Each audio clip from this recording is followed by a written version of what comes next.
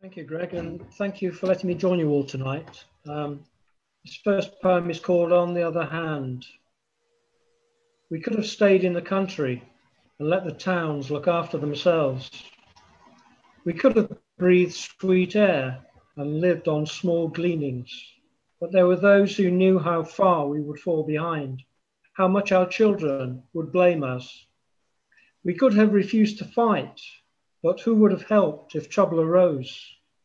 We needed people to speak for us, they said, leaders to look after our interests, and they did for a while.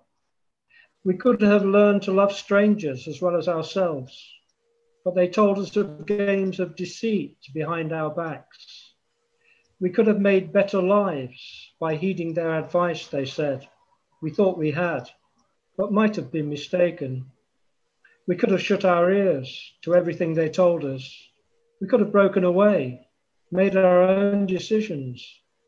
But on the other hand, we don't know what might have happened if we had.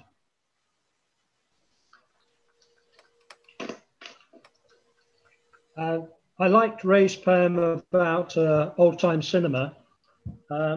This is the second half of a double bill called Dream Palaces. Grand names to feed the dreams of one small town.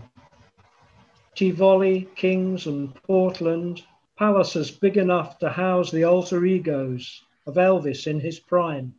Love Me Tender to Viva Las Vegas. The couple snug in the back 2 rows, foot tapping along when they weren't busy doing something else. The cheapest seats at Saturday morning's tuppenny rush, packed with kids bouncing up and down, flicking missiles through the light beam, belly laughs at the cartoons, and groans when Buster Crabbe, in his tight Flash Gordon gear, escapes certain death thanks to some brazen cinematic trickery, an early lesson in lowering expectations. But we didn't mind so much.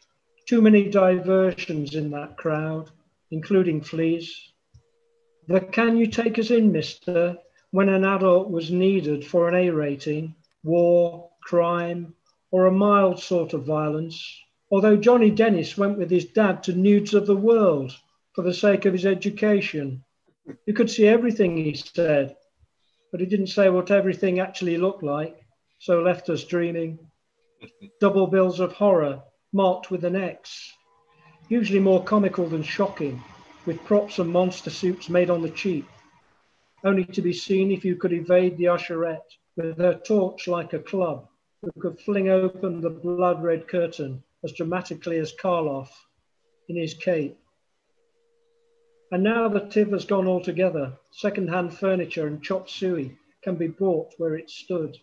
The building that was the Portland flattened for a car park.